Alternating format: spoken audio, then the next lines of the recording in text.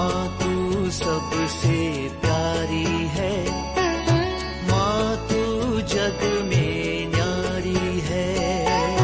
माँ तू सबसे प्यारी है, माँ तू जग में न्यारी है। अपने आंचल में रखना, अपने आंचल में रखना, हमें वरदानों से भरना। माँ तू सबसे प्यारी है, माँ तू जग में न्यारी है।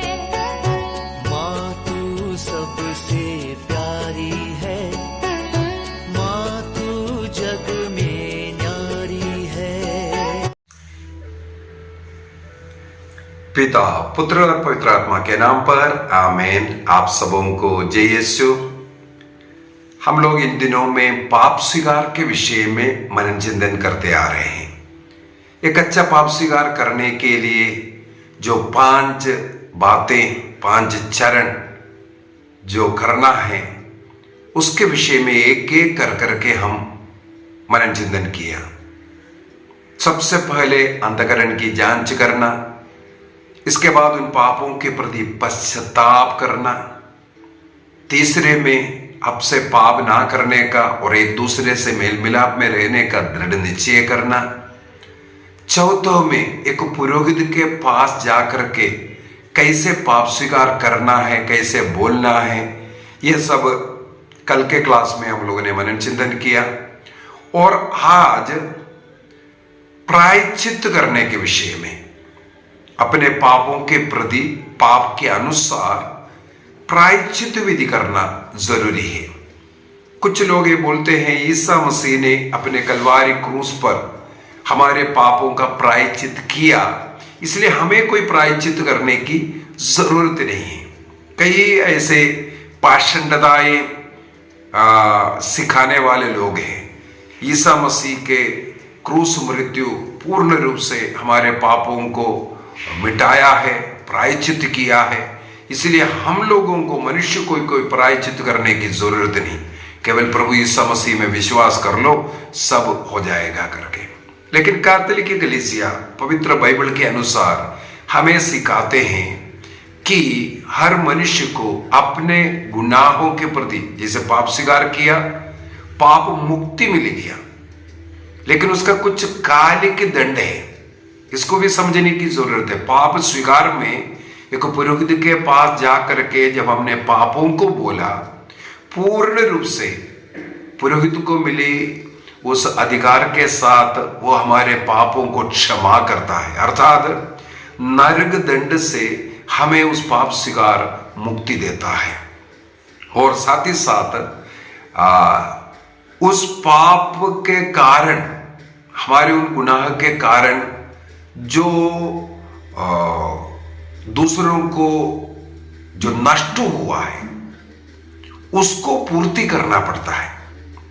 उदाहरण के लिए मान लो मैं किसी का 1000 रुपया चोरी किया, मुझे दुख लगा, मैं पश्चाताप किया, अब से चोरी ना करने का निर्णय किया और जाकर के पाप स्वीकार करते हैं। पुरोहित ने हमारा पाप क्षमा किया, लेकिन वो पैसा कहां है? जो चोरी किया हुआ पैसा जब तक मेरे हाथ में है, जब तक जिसको मैंने नुकसान पहुंचाया उसका वो नुकसान का पूर्ति नहीं होगा, मुझे उसके कारण एक दंड मिलते रहता है। उसको कहते हैं कालिक दंड। चाहे संसार में रहते वक्त या हम शोधकाग्नि के समय पर इस प्रकार का जो नुकसान पहुंचाया है उसको हमें भुगतना पड़ता है, वो दंड भुगतना पड़ता है। इसलिए पाप स्वीकार के तुरंत बाद उन पापों के लिए जितना उचित प्रायश्चित करना चाहिए, यदि हम करेंगे तो उस कालिक के दंड हमारे ऊपर नहीं रहेगा। हमारे मृत्यु के बाद हम सीधा स्वर्ग जा सकते हैं। दूसरे और तरीके से अगर हम कहें, शोधकाग्नि में वे लोग जाते हैं, वे लोगों उन लोगों को वहां कष्ट झेलना पड़ता है जो लोग अपने पापों के लिए पछताव नहीं प्रायश्चित नहीं कर रहा है। जितने भी पाप किया, पाप स्वीकार तो किया, गुनाह माफ हुआ, लेकिन दंड से माफ नहीं मिल रहा है। कालिक दंड कहते हैं। इस संसार में रहते वक्त या मृत्यु के बाद जो शोधगाग्नि में जो हमें दंड भुगतना पड़ रहा है, जो शुद्धिकरण होना पड़ रहा है, उससे हम नहीं बच सकता जब तक प्रायश्चित नहीं करेंगे। हम लोग देख सकते हैं, हाँ, लूकस के सुसमाचार उसके अध्याय 19 के अंदर सख्येउस के घर में प्रभु यीशु मसीह पहुंचा, उसको पाप बोध आया, वो पश्चाताप करते हैं और सबके सामने अपने पापों को स्वीकार करते हैं और अपने पापों के लिए प्रायश्चित करने का भी निर्णय किया। तब प्रभु क्या कहते हैं, अब इस घर में मुक्ति का आगमन हुआ। कब? जब सख्येउस ने अपने पापों के प्रति प्रायश्चित किया, जो गुनाह किया, वो जो गलत संपत्ति इकट्ठा करके रखा, वो आधी संपत्ति गरीबों को देने का, और उन्होंने जो अपने जीवन काल में जो गलती किया उसका एक के बदले 4 गुना लौटाने का, इसको प्रायश्चित कहते हैं। इसको प्रायश्चित कहते हैं। तो हर मनुष्य को अपने गुनाहों का प्रायश्चित करना है, अपने पाप के अनुसार प्रायश्चित करना है।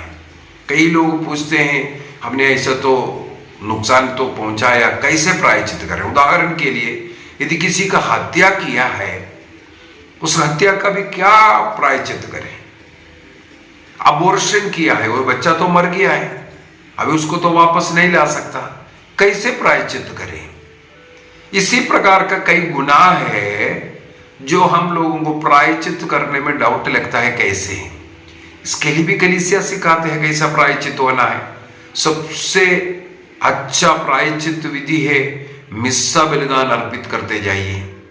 उन गुनाहों के प्रायश्चित के रूप में ईसा मसीह के कलवारी बलि को याद करते हुए मिस्सा बलिदानों को अर्पित करना, दूसरों की सेवा कार्य करना,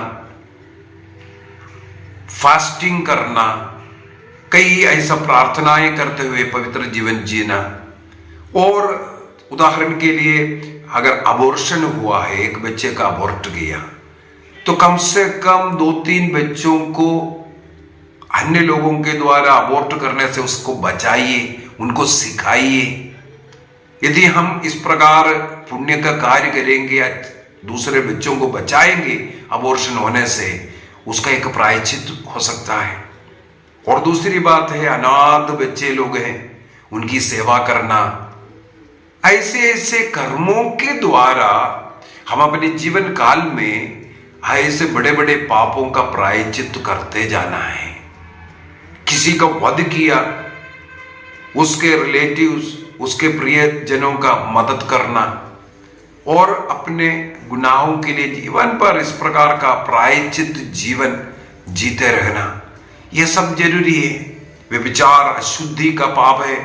जीवन में कभी ऐसा अपने शरीर, ईश्वर का मंदिर को अपवित्र करने का निर्णय करते हुए उस शरीर में सुख पाने के लिए जो इन अशुद्धियों में गिरा, इस शरीर को तकलीफ देते हुए, चाहे उपवास के द्वारा, परहेज के द्वारा, या घुटना टेकते हुए, हाथों को ऊपर उठाते हुए, या दूसरों की सेवा शुश्रूषा करते हुए, और शरीर में आने वाला इस प्रकार के वासनाओं को दमन करते हुए हम इसका प्रायश्चित कर सकता है।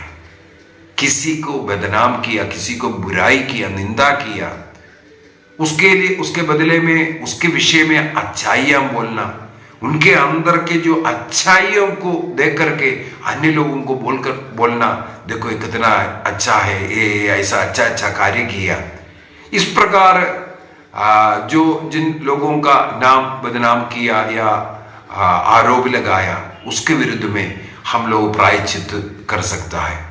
हर एक पाप के लिए इस प्रकार देखना है, मुझे किस प्रकार का प्रायश्चित करना चाहिए, और वो प्रायश्चित विधि हमारे जीवन में करना है। पुरोहित ने जो प्रायश्चित विधि करने के लिए बोला, उसको तो करना ही करना है। इसके बाद हमारे प्रत्येक पाप के लिए इस प्रकार का प्रायश्चित करना है। बाइबल से कुछ और वचन इसकी ओर हमें इंगित करता है। कोलोसियों का पत्र में संत पौलुस लिखते हैं, कोलोसियों के नाम संत पौलुस का पत्र दिया 1:24 में, कोलोसियंस चैप्टर 1:24, वहां पर लिखा है, इस समय में आप लोगों के लिए जो कष्ट पाता हूं उसके कारण प्रसन्न हूं। जो देखो संत पौलुस बोलता है, मैं आपके कारण इस समय जो कष्ट पा रहा है, अपने शरीर में कष्ट पा रहा है, इसमें प्रसन्न हूं करके। दूसरों के लिए अपने शरीर में कष्ट पाना, इसके द्वारा एक प्रायश्चित विधि है। और आगे देखिए, मसीह ने अपने शरीर अर्थात कलीसिया के लिए जो दुख भोगा है, उसमें जो कमी रह गई है, मैं उसे अपने शरीर में पूरा करता हूं। यहां पर संत पौलुस लिखते हैं, कलीसिया के लिए जो दुख भोगा ईसा मसीह ने, उसमें कुछ कमी रह गया। क्या ईसा मसीह के क्रूस मृत्यु में वो जो कष्ट पीड़ा में कोई कमी रह गया है? नहीं, उसमें कोई कमी नहीं था। हमारे लिए पापों का प्रायश्चित विधि ईसा मसीह ने जो कलवारी में सहन किया, उसमें कोई कमी नहीं रह गया। उसके द्वारा हमारे पापों का प्रायश्चित हुआ है। अभी यहां लिखने का क्या उद्देश्य है? केवल ईसा मसीह ने कलवारी की वो जो प्रायश्चित विधि ही नहीं किया, उनके जीवन काल में इस कलीसिया के निर्माण के लिए और जो सुसमाचार की सेवा कार्य करने में उन्होंने उनके जीवन में बहुत कष्ट झेला, अपमान सहा, दूसरे लोगों मारा पीटा और भूखा रहना पड़ा। इस प्रकार बहुत कुछ कलीसिया के निर्माण के लिए, सुसमाचार का प्रचार के लिए उन्हें कष्ट झेलना पड़ा। तो संत पौलुस यहां बोलने का उद्देश्य है, इस सुसमाचार के कार्य को आगे बढ़ाने के लिए और लोगों को उस सुसमाचार में, मसीह में लाने के लिए उनको भी बहुत कष्ट झेलना पड़ा मसीह के साथ। उसके लिए एक और उत्तम वचन है, कुरिन्थियों का दूसरा पत्र 2 कुरिन्थियंस चैप्टर 4 अध्याय 4 वाक्य 10 और 11 को ही पढ़ लेते हैं। उसे पहले से ही, लेकिन हम लोग वाक्य 9 से पढ़ लेते हैं। हम कष्टों से घिरे रहते हैं, वाक्य 8, हम कष्टों से घिरे रहते हैं परंतु कभी हार नहीं मानते हैं। हम परेशान होते हैं परंतु कभी निराश नहीं होते। हम पर अत्याचार किया जाता है परंतु हम अपने को परित्यक्त नहीं पाते। हमको पछाड़ दिया जाता है परंतु हम नष्ट नहीं होते। हम हर समय अपने शरीर में ईसा के दुख भोग तथा मृत्यु का अनुभव करते हैं।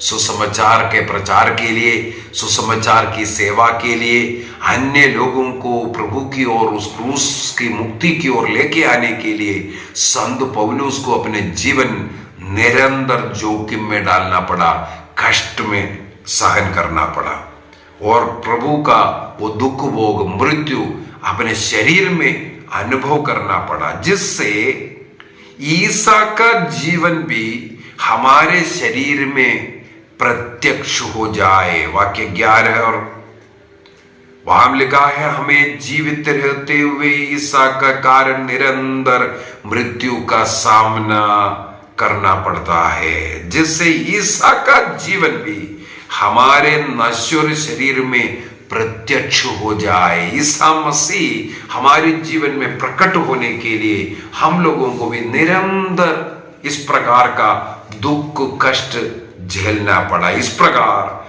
हम में मृत्यु क्रियाशील है और आप लोगों में जीवन है।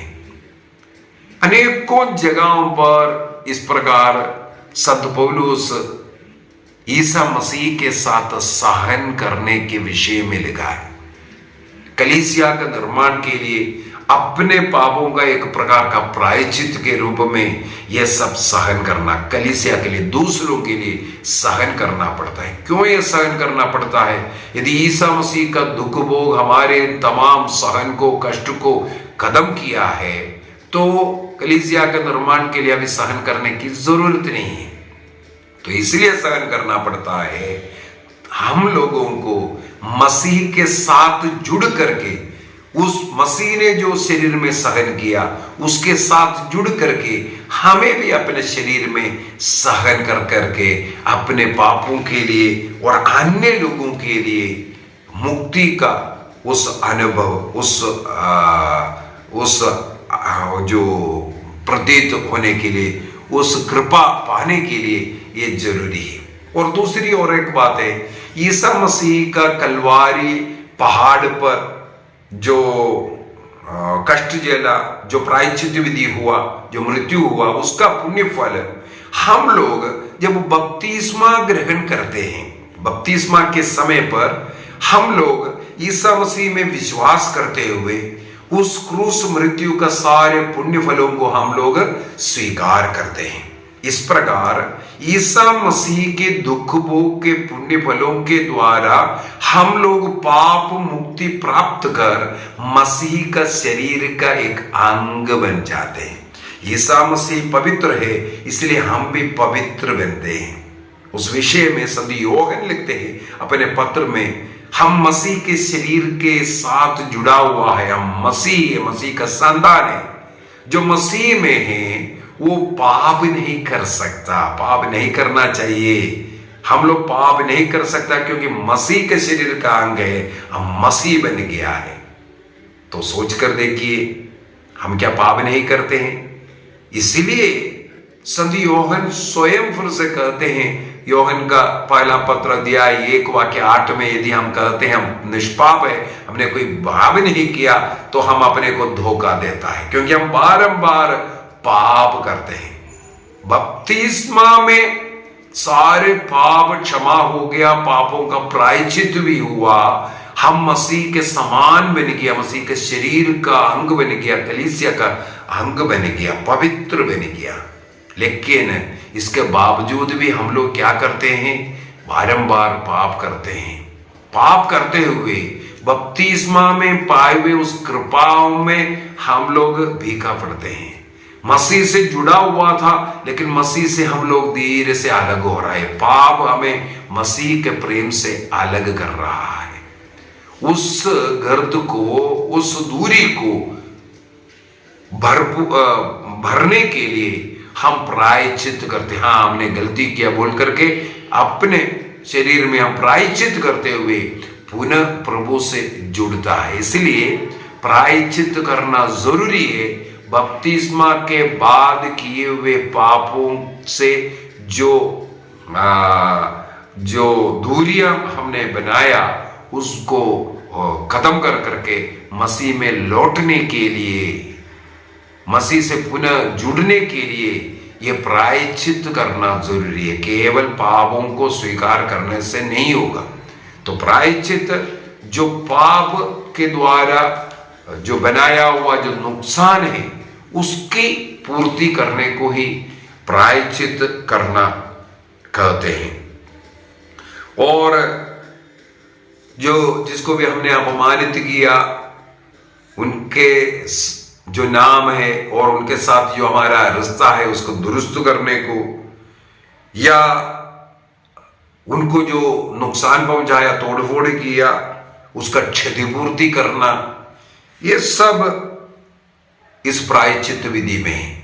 यदि हम लोग कैथोलिक कलीसिया का धर्म शिक्षा ग्रंथ 1459 और 60 को 1459 एंड 60 वहां पर प्रायश्चित विधि के विषय में लिखा है किस किस प्रकार का प्रायश्चित करना है। प्रार्थना, दूसरों के गरीबों का मदद करना, दान, उपवास और परहेज के द्वारा, अन्य लोगों के सेवा कार्य के द्वारा, आत्मत्याग और तपस्या के द्वारा, प्रतिदिन क्रूस उठाने के द्वारा और पवित्र मिस्सा बलिदान अर्पित करना, इस प्रकार हम लोग पापों का प्रायश्चित भी कर सकता है। लेकिन किसी को नुकसान पहुंचाया है, यदि उसी व्यक्ति को लौटा सकता है तो उसी को लौटाना, अन्यथा गरीबों में या चर्च में दे करके हमारे पास से उसको हमें हटाना जरूरी है। क्योंकि वो धन या किसी को जो नुकसान पहुंचा वह चीज हमारे जीवन में कहीं ना कहीं एक कालिक की दंड, जब तक हम लोग जी रहा है स्वर्ग में नहीं पहुंचेगा तब तक उन यातनाएं सहन करना पड़ेगा। और इस संसार में रहते वक्त इसलिए रोग, दुख, कष्ट, पीड़ा, नुकसान सब बारंबार हमारे जीवन में, हमारे परिवार में आ रहा है, क्योंकि पापों का उचित प्रायश्चित नहीं करते। इसलिए आइए हम अपने आंखें बंद करें और एक निर्णय करें पापों का उचित प्रायश्चित करने का और पापों से दूर रहने का। जैसे प्रवक्ता ग्रंथ 21:1-3 तक वचनों में लिखा है, यदि पाप किया तो उसे छोड़ दो। वाक्य 2-3 में लिखा है, सांब की सामने की तरह पाप से दूर भागो, पास आएगा तो वो हमें काटेगा। दृढ़ निश्चय कीजिए। हमने एक अच्छा पाप स्वीकार किया और सभी पापों के अनुसार हम उचित प्रायश्चित करेंगे। यदि किसी भी व्यक्ति को कोई भी नुकसान पहुंचाया, चाहे अपमानित किया हो धन के द्वारा, उसको लौटाने का, सूद समेत लौटाने का निर्णय करें। ये बहुत जरूरी है हमारे जीवन के लिए। अन्य लोगों का जो धन अपने पास रखना या किसी को नुकसान पहुंचाना, अपमानित करना, दुखित करना, उसके लिए हमें प्रायश्चित करना जरूरी है, लौटाना जरूरी है। अन्यथा हमारे जीवन भर हमें कष्ट, दुख झेलते रहना पड़ेगा। पाप स्वीकार में केवल पाप क्षमा होता है, कालिक के दंड को नहीं। उसके लिए हमें दंड मोचन कमाने की जरूरत है। दंड मोचन की विधियां करना जरूरी है। निर्णय कीजिए। पिता, पुत्र और पवित्र आत्मा के नाम पर आमीन। आप सबों को जय यीशु।